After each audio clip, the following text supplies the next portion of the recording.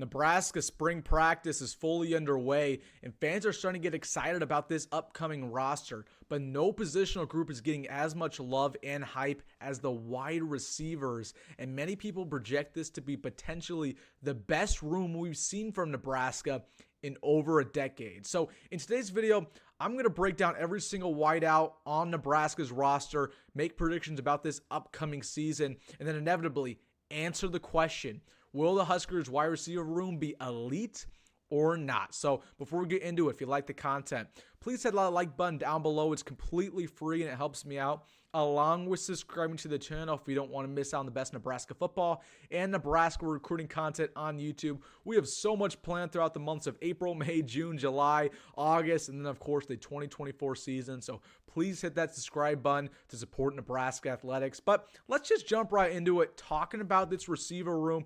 And man, oh man, the hype is palpable.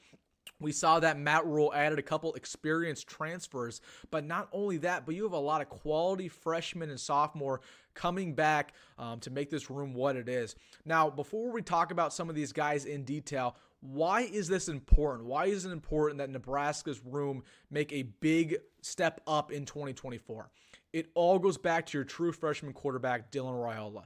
Not only do you want to give him a solid running game, a solid O-line to make this development as smooth as possible, but you want to give him quality wide receivers in O-line, again, to make that transition good and to make him as good as he can possibly be. So with that being said, let's jump into our starters, starting off with our undisputed #1 wide receiver in 2024, Jamal Banks. I cannot sing this guy's praises enough. Certified NFL player. Transfer from Wake Forest. He had 1,300 yards in his career. You watch him on film. Big body guy. He can go up and get 50-50 balls. 6'4", really good weight, really good frame.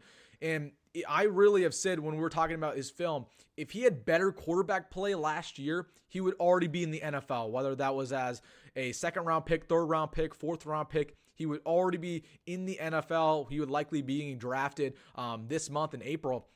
But he didn't have that, so he ended up entering the transfer portal. Nebraska's lucky to have his talents. No debate. This is going to be your best receiver in 2024. He's that good. We talk about some of the other transfers Nebraska has had in the past. Trey Palmer, Samori Toure, both of those guys have went on to the NFL and have had pretty good careers so far. Jamal Banks might just be better. He has the best resume out of the both of them. So, again, really, really good player. He's going to lead Nebraska in yards, touchdowns, and catches. No doubt about it. He's your guy. Let's stop any other debate. He's your wide receiver X. Now let's talk about the other transfer Nebraska brought in.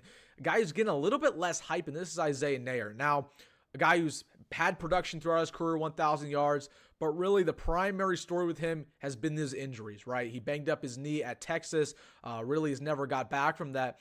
And when we've talked about him so far in spring practice, he's been playing well. It's just about building that confidence in his playback and building up that confidence is in his knee. But when we talk about him on film, what we saw at Wyoming, great speed, great height, great route running. He can do things in a multitude of levels.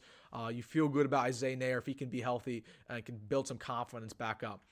Now, real quick, we're talking about these transfers. Rhule loves both these guys. He says that Jamal Banks specifically, every time he's at practice, he's doing things the right way. He's a leader. He's built for this culture, and he wants to be an instant contributor. So Jamal Banks, expect him to be one of those single-digit players, one of those honorary captains. Isaiah Neyor, I bet, will be in the mix for that too. So those are your transfers.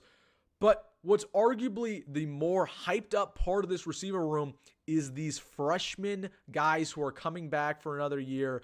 Of course, you have Jaylen, Lloyd, Malachi, Coleman. But the guy I'm going to start off with, we'll go back to those two, is Demitrius Bell, and the hype is real. Everybody's talking about this guy. You cannot go one day on Husker social media without hearing Demitrius Bell's name called out, whether that's by Rhule, beat writers. Dylan was talking about him yesterday in his press conference. He said, Demitrius Bell is the #1 wide receiver I've built a good rapport with. I mean, the hype is real around this guy. He's going to be legit. He's the complete package. Great route running, great speed, great hands. Of course, he redshirted last season just to learn the playbook a little bit better, but he's so athletically gifted. He might just be the best receiver on this roster besides besides Jamal Banks. That's how good he is. Let's put Malachi Coleman, Jaylen Lloyd, Isaiah Neyor to the side here. That's how good Demitrius Bell is. He might be that guy instantly with the way people are talking about him. Have your eye on Demitrius Bell throughout spring ball and throughout that spring game. He's going to be legit. Speaking of Jaylen Lloyd and Malachi Coleman, let's go to them next. And there's a lot of hype around these two. I'd say there's probably a little bit more hype around Malachi Coleman. That's expected, right? He's a little bit taller. He's at 6'4", runs that 4.4 speed. But both these receivers are legit. Both of them had about 200 yards last season. Again, track stars. They both run legit 4.4s. Jaylen Lloyd runs about a 4.3 actually. And deep ball threats, guys who can do it at a multitude of levels, have great hands, great route running. It's just about consistency for these two. They had a lot of playing time their true freshman season. They burned their red shirt. That's fine. It's about doing it consistently throughout multiple games, because a lot of times, Malachi Coleman, for example, he'd have a great game and then he wouldn't show up the next week. Or the same thing with Jaylen Lloyd. Jaylen Lloyd would make a big play, a 40-yard bomb for a touchdown, and then we didn't see him the rest of the game, right? So both these guys have got to build that consistency, continue to learn the offense, continue to build rapport with Dylan Raiola, and I think we're going to be just fine. Those guys are so athletically gifted, and the hype is real for both of them. So those were 5 receivers I just talked about. We're not done. Usually 5 receivers is all you want for a good receiver room. There's a lot more that you'd feel confident about. Let's go to another second-year player, Jaden Doss. This guy was projected to be the best of the bunch when we were talking about our incoming freshman from last season. He had potentially one of the best high school seasons we've seen in a long time from a guy who's committed to Nebraska, and unfortunately, he just got banged up last season. He's going to be the real deal as well. There's a lot of hype around him as well. Another one of those breakout guys. Now let's get to some older players. Albolock and Isaiah Garcia Castanada. Former starters for Nebraska are back. I guarantee you have not heard their name called all spring practice.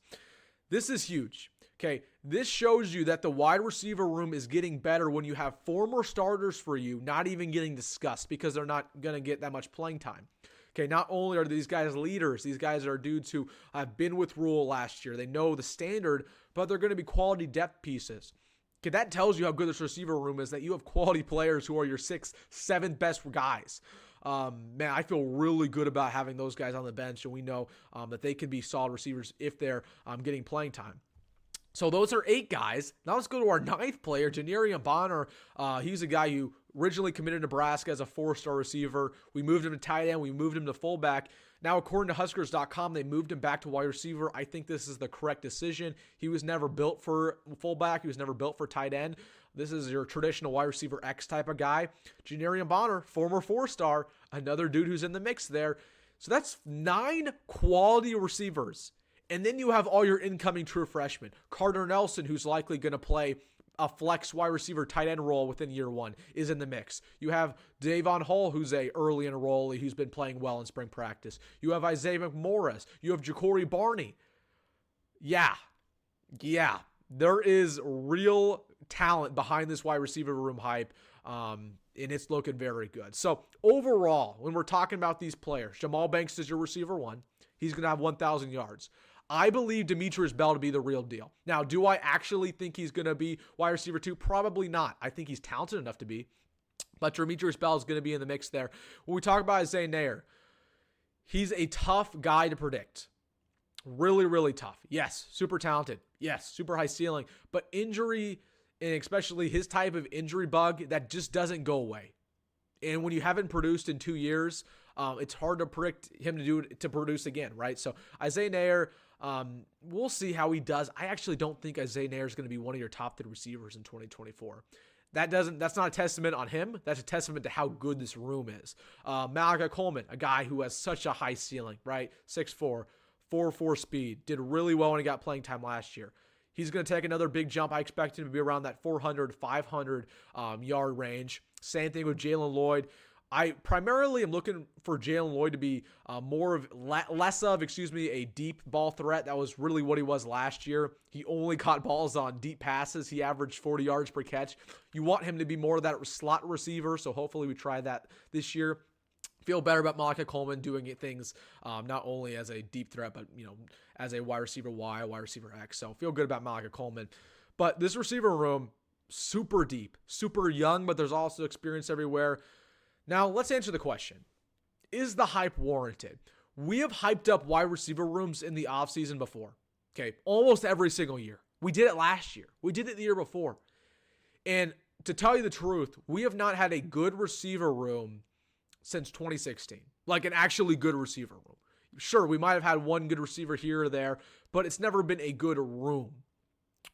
Here's what's different this year, is that, like I just mentioned, you have 8 quality players that you could feel confident about putting in the game. That's different. The difference is, if Jamal Banks were to get injured, you still feel good about that room. If Isaiah Neyor were to get injured, you still feel good about that room. That's the difference. That's how deep it is. It's not about the talent, because in the past, we get hyped up about the talent. We say, oh, so-and-so receiver super talented. But we didn't have depth. What's getting me hyped up is the depth aspect of it. It's one of the deepest positions on the teams. And not only that, the potential is unmatched. You have guys who can make the NFL, guys who could be a first-round draft pick, second-round draft pick. And inevitably, with how good this receiver room is, it's going to give Neyor the best chance to succeed. So is this the best receiver room, or is this the best positional group on the team? We'll wait to answer that question in the summer when we're going through our positional series. But it is darn good. And yes, this is what I perceive as an elite unit, but it's all about putting that on the field. Again, we can hype this up as much as possible, but it doesn't matter if they don't perform.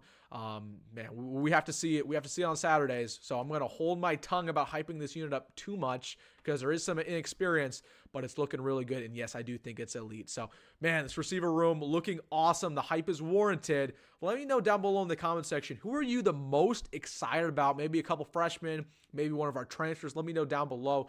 And also, let me know down below if you want more videos like this talking about these positional groups. Make sure to like and subscribe. And as always, folks, go Big Red, go Matt Rhule, and see you in the next one.